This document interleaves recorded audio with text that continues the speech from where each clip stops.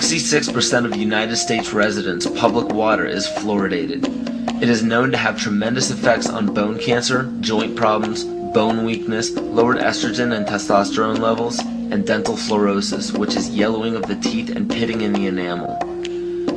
Wouldn't it make more sense to enhance public water with vitamins which are meant to be ingested to promote overall health, rather than putting such a toxic chemical in our water with a bogus explanation that it will improve our dental health? We now know that fluoride causes more dental problems than it solves. Something doesn't seem right about this. Do you honestly believe that these companies care deeply enough for the people to spend large amounts of their own money to fluoridate public water when the people already purchase their own toothpaste? But there's a difference between toothpaste and drinking water. We don't ingest toothpaste. If you go to any hardware store and look at any rat poison product, you will only find one ingredient: sodium fluoride. It is the most toxic ionic molecule outside of potassium dichromate. Now Dannon, along with other companies, have begun fluoridating bottled water. It is becoming increasingly difficult to get away from. And the fact that fluoride is also used in many prescription antidepressants shows that it eliminates aggression and motivation in people. Fluoride, to my knowledge as a physician, has absolutely no biological benefit whatsoever. But one of the significant things is that the Russians carried out all sorts of experiments on the people living in the Gulag. One of them, of course, was to fluoridate the water. Why? You fluoridate the water, why people are not as aggressive as they ordinarily would be. In fact, what is the active ingredient in Prozac that is so widely distributed in America today? Why, it's a fluoride compound. And now, we are finding that public water nationwide is showing up with arsenic, lead, cadmium, and thermonium, which is a radioactive form of lead. Cancer, lowered sex drive, birth defects, sedation, and brain defects. Does this not sound like a wonder drug for anyone aiming to control a population? It's quite astonishing, Paul, the degree to which environmentalists have not been educated about fluoride.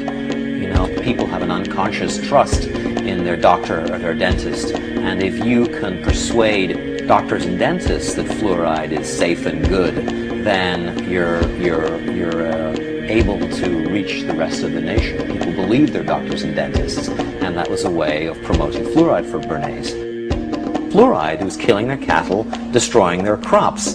Fluoride given to rats had produced bone cancer and liver cancer, and that those results had been doctored to make it look as though fluoride hadn't caused as much cancer. The pattern that we saw, it typically is what we see with other neurotoxic agents that are well known to cause a hypoactivity or a memory problem or an IQ problem. When I first presented the results of these studies, one of the individuals sitting and listening to the results, he says, "Do you have any idea what you're saying?" And he says, "You're telling us that we're reducing the IQ of children." And basically I said, yes.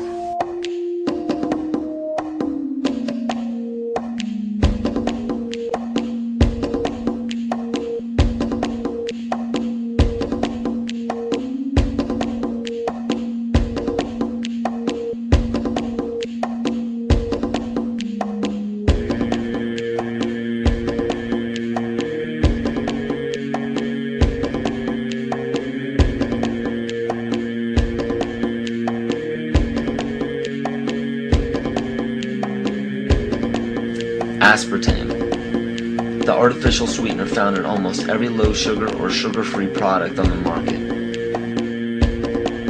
First of all, aspartame is made up of three things: methanol, which of course is what produces blindness, aspartic acid, and phenylalanine. These are all poisons.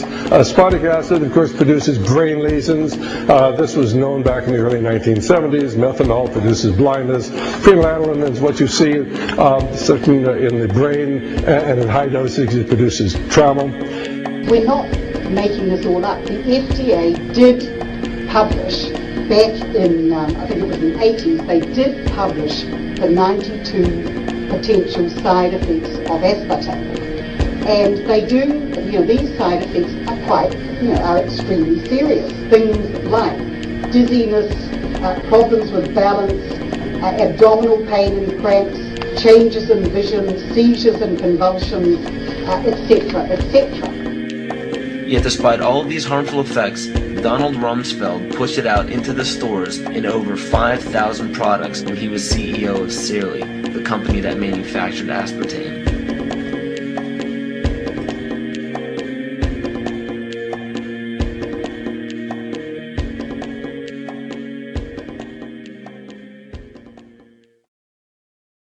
The sustainable goal is the elimination of the middle class.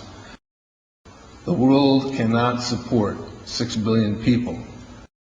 But you see, the plan behind sustainable development includes population control.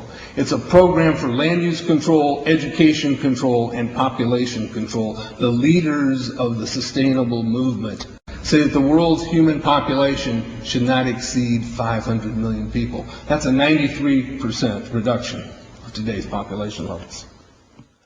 In 1992, while the Rio conference was going on, George Bush, then president, was there. He was just offshore in Prince Charles's yacht, where he executed the Agenda 21 protocols on behalf of the United States and brought it back to Washington, D.C. Within a year, Bill Clinton, by executive order, established the President's Council for Sustainable Development.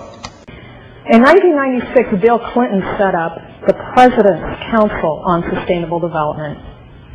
One of the dictates of Agenda 21 is that every country in the world is to set up a national council to oversee the implementation of Agenda 21. I've listened to Gorbachev explain, we are writing a new set of 10 or 15 commandments to replace the original 10. Which one of the 10 do you think these guys don't like? Thou shalt not lie, thou shalt not steal, thou shalt not covet. Because I'll tell you what, these people have lied to us. They're in the process of stealing all of this nation's natural resources, and they covet everything you have left.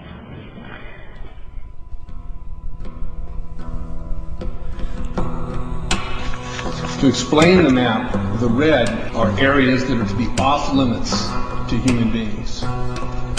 If you live there, you won't. The yellow areas are the areas for major control of all human activity. If you live there, you won't. The black dots are the smart growth zones. That's where human beings are to be stacked and packed in small living units along rail tracks. The Smart Growth Program ultimately has jobs assigned and children cared for by the state.